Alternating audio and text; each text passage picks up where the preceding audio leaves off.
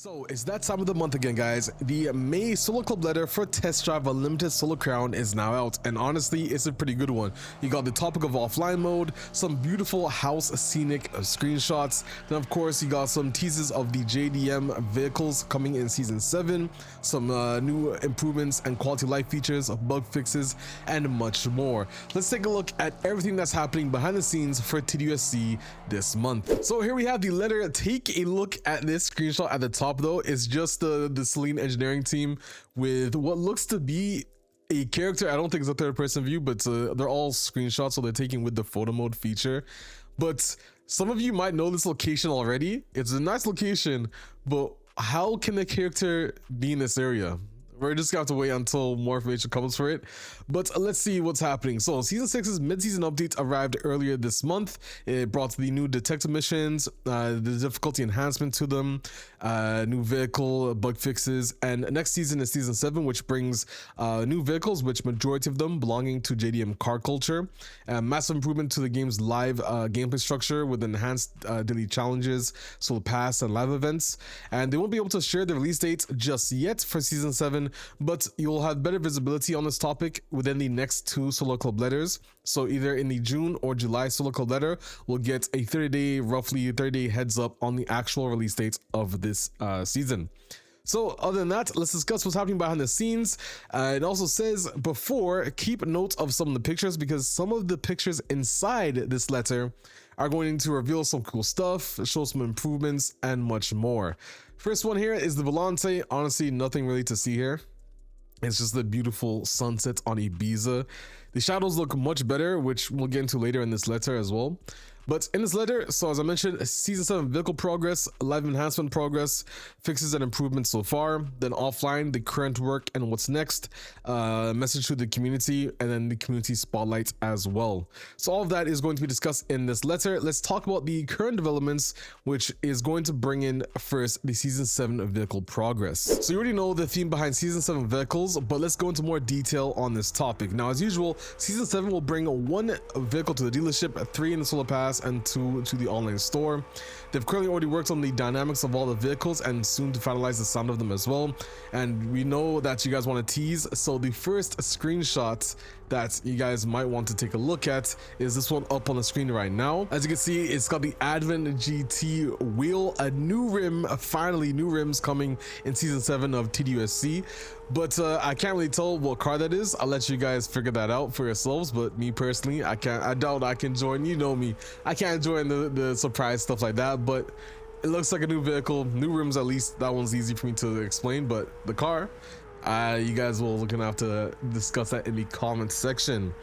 Let's move on next. So they're also working on other areas to improve the experience for players. So there's actually quite a lot of things that I think you guys are going to be excited for. First off, remove stock wings. So they're going to continue to add this option to some vehicles where it makes sense to respect the TDU DNA, but some cars that will have this feature day 1 in Season 7 are 3 of the unannounced Season 7 vehicles: the R35 Nissan GTR, the Lotus Exige 380S, and the Audi TT RS in the game. Next is the revamped hypercar tires. Now this is a big one, and I'm happy that it's there. So they've updated the behavior of hypercars because they knew from the launch of TDUSC that hypercars were more arcadey in behavior than the rest of the cars. So they've actually fixed this by changing the dynamics of the actual physical tires of the vehicle. So that said, it's not the only thing that they're going to change in the future on hypercars to make them more realistic and more fun to drive. They will change the aero downforce, the force applied on the front and the rear of the car, as right now it can be a little bit too much on some vehicles, especially the electric ones such as the Lotus Evija, where it just feels a bit unrealistic at some points.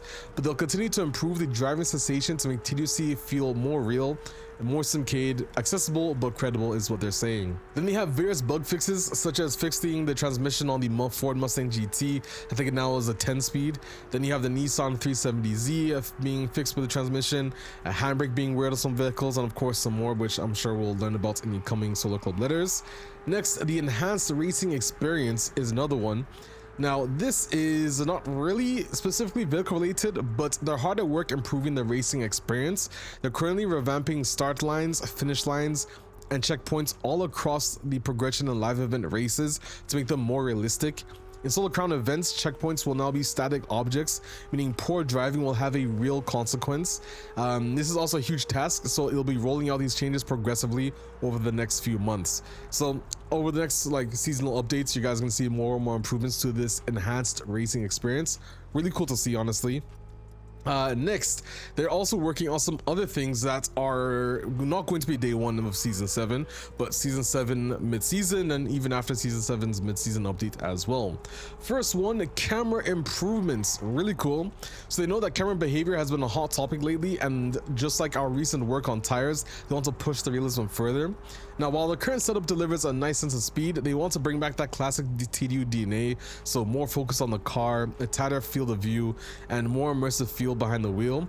And this doesn't mean that they're going to remove and delete the previous camera. Essentially, they're going to add a legacy TDUSC setting, so you can have that freedom to switch between the two if you don't like it. And also targeting this feature specifically for season 7's mid-season updates, but they're not too sure. We'll find out some more details on that later. But they're also planning after that to add deeper customization settings so you can tweak the view to your liking, as well as the interior camera movements. Now, this extra layer of personalization will follow the updates of the cameras, as I mentioned before. So that's really cool to hear. Some of the fixes that you can expect to see after season 7: vehicle shift times, improved turbo sounds. Vehicle turning radius is a massive one, because you guys, I've mentioned that quite a lot on my channel. But there's also new quests that they're going to be adding, and even rim size customization. Ho, finally, bro, the first thing I'm gonna do is grab the M4 wide body and slap in some crazy 19-inch rims within that section. But anyways, really cool to see that they're still working on that. And right now they're focused on the technical implementation of that feature. So sometimes the feature might actually be simple, but on the surface it actually requires a deep overhaul to ensure the current systems work correctly in the long term. But that said, there's also this screenshot here of the Porsche 911R with a beautiful wing. Our GT3 at home, our GT2 RS or GT3 RS at home has now come to TDUSC. Very cool. Next, live event enhancement progress. Now this is a pretty big one, so I have to go back to my bag and see. It's hot as a fuck right now, bro. I'm so happy the temperature goes back down. I don't mind being warm, but if I'm not on a beach with a breeze and some tropical island, man, I like it. Anyways, so let's take a look at the live enhancements and what Guillaume has to say. So you guys can see this is what it's in French, because the localization in English isn't really finished yet, and it'll just look a bit weird if I showed you guys like blank text. You'd be like, oh, what the hell is this? Anyways, so this is a major feature that's going to reshape your day-to-day experience in TDUSC. So the world map features is now going to have a live panel, which you guys can see there at the top, that little live panel there. But there's 3 categories: so daily challenges, live event challenges, and seasonal. So first, daily challenges. Now they redesigned these to work better and reflect the 3 pillars of the TDU DNA, which is exploration, lifestyle, and conduite is what's in French? Seasonal. Oh, my French is bad if I don't know what seasonal means in French, but there we go, a learning process. Each day you'll be assigned 1 challenge for each pillar, and if you don't like it, if it doesn't suit you, you can use 3 of your daily rerolls. So it'll allow you to get a new challenge to pick between a selection. Really cool. Next, you guys here, I see here the live event system now. So you just have some stuff within the live event. You complete these mini challenges, and then you can actually gain the live event. Of course, the rewards are work in progress. It's not going to be 2,000 solar coins for the reward. You guys will see more details on that later. But live event challenges are here. You will have 8 theme challenges to tackle during each event. These objectives will push you to drive specific cars in new ways and explore the latest events popping up on your map. The best part, no more grinding for points. If you complete the 8 challenges, the special reward is yours. It's that simple. Just play, complete the tasks, and enjoy your prizes. We're also incredibly happy to share that we're moving beyond sprints and circuits. Thanks to the new system, we're finally bringing contracts, time attack, navigation, and domination events to the world of Solo Crown for these events, bro. Guys, I cannot tell you how happy I am about that, because now instead of just repeating the same race over and over and over again and that's it, you can now do delivery mission and it goes towards the live event. In fact, that's where themed live events are actually really cool. I think Michelin returns in season 7, if I remember correctly. And for example, a theme, I don't want to spoil it, but like some of it is themed towards Michelin. So whether it's a contract, a mission, you know, stuff like that. Anyways, next we got this here. This is like the solar pass system. So now each week there's stuff to unlock per se. And then you can also get more points towards your solar pass. But they're adding 8 challenges every week, and they'll stay active for the entire season. So if you clear a full page of 8 challenges, there's an extra reward waiting for you. Now, if you're looking to blast through this whole pass or stack us on cash, these tasks from the lava panel are now your best bet. You'll still earn progress by just racing and completing things like before. But now this whole challenge thing is the ultimate shortcut to really blast through your solar pass. So you can still earn solar pass from regular races and all that. But go here, this is going to be your best friend now. Really cool. So this has been the work since day one to make sure your daily and weekly routine in TDU feels rewarding. It was a huge task for the team, but it's finally here to make the world of Solar Crown feel more alive than ever. Thank you for that, Guillaume. Some really cool stuff there. And next we got season 7 improvements so far. I'm actually gonna stay on this page because I gotta read through this. There's a lot. Anyways, so first off, a new world map. So much more readable. Yellow means off-road. I don't know, it just looks so much better than what it was before, but I'm not going to show you all in this video. I recommend you take a look at the letter after you watch my video, but on this screenshot I had to hide a couple of things because this is a dev build that has season 8 features and season 7 features, which is why I turned off all the filters. But there are some new roads on the map. If you look at this map and you compare it to the map we have now, there are some new roads, whether it could be a house or a sea, other stuff. I'll leave that up to you, but maybe new buildings. I don't know. I'll leave it up to you guys, but I cannot comment on that any further. Speed traps. Oh, they've been improved. They're now using the official speed trap, like speed camera model in game. Those are those red things you see on the left and the right. So much better. They're moving the portal effect so it gives you a more seamless look, and the goal is simple: to make your time in test drive feel more like real world driving. That was Guillaume's line, by the way. Thanks, Guillaume. Love it, bro. You're taking the words out of my mouth, bro. Love it. Anyways, so you might also realize that low light photos, this one, as a community manager, taking pictures in a game is tough. Now, I think I definitely take better pictures now than what I had when I was first CM, but one of the biggest issues was this: global illumination, ambient occlusion, not stabilized or denoised in photo mode. This is it before. When I used to take pictures, bro, I'll tell you what, it was hard. It was hard. So you see all these dots and stuff like popping up, that's the issue. Look at it now. KT, praise above. I love it, bro. This is exactly what I want to see improvement wise, and this means that shadow performance is a little bit better. I'm not sure on the specifics, but gotta love it. And now I can take proper pictures without the shadows appearing like stupid on the cars. Like, look at this beautiful De Tomaso shadows now. Oh, bro, I cannot explain to you guys how happy I am about that. Anyways, that said, let's continue on. There's also much more improvements. Grain enable disable has been added in the post-process menu.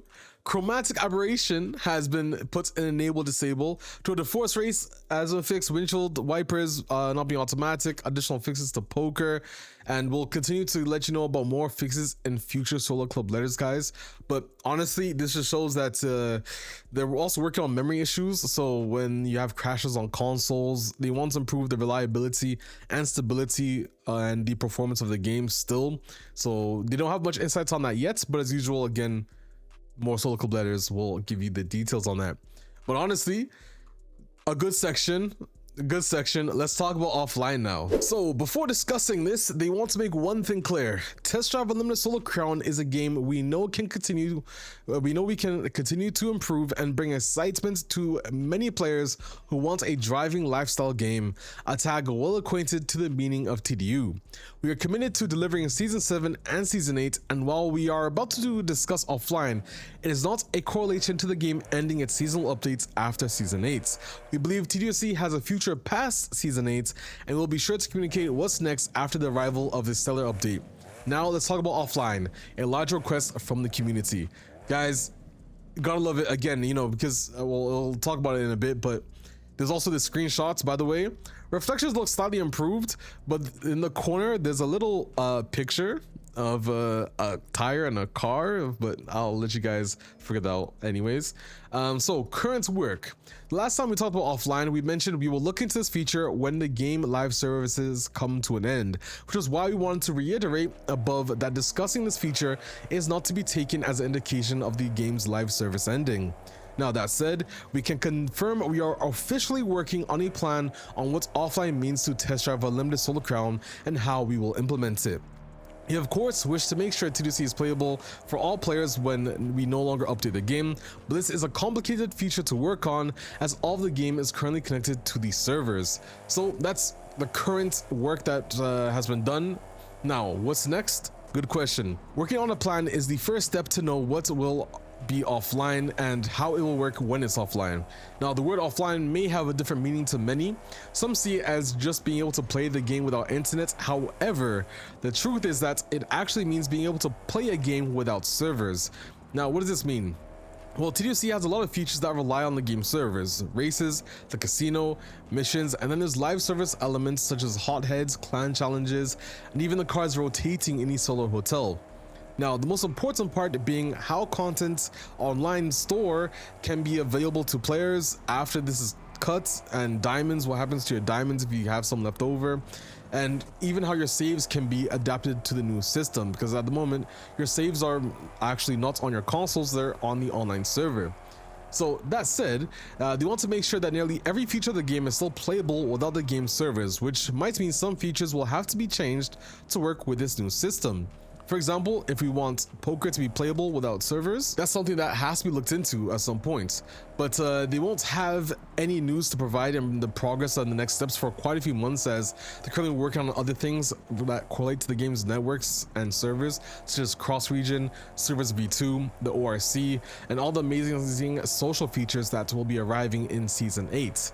But they also want to ask a question: what does offline mean to you guys? Now, what should be available? What do you think should be a priority? What features matter the most to you that you think should still be available? Let us know in the comment section and even on the social media pages as well. That said, a message to the community. Now this one is really special. I gotta say, this one's really special. So we want to thank the community for the continued support and feedback on Test Drive Unlimited Solar Crown. No, there are many things we must work on, and surely we'll get by them with each update that arrives. We have a lot of exciting things planned for Season 7 and even Season 8 that we have yet to reveal, many being key features and quality of life improvements the community has been asking for, even dating back to the release of the game. Now, we're excited to deliver these next seasons and soon showcase to you what the future of TDC holds after Season 8. We're working hard, and we hope you see that when you play these next updates. We'll be sure to see you again at the continued work on TDUSC. We'll keep the TDU franchise alive for many years to come through it. There's also the screenshot of a house in Ibiza overlooking the, bro, listen, I have the blessing to be able to view the houses that the team are working on, and bro, this house, guys, this house is crazy, bro. The views, bro, at some point I'll spend an hour just because it's a dev build. You can like adjust the time of day manually.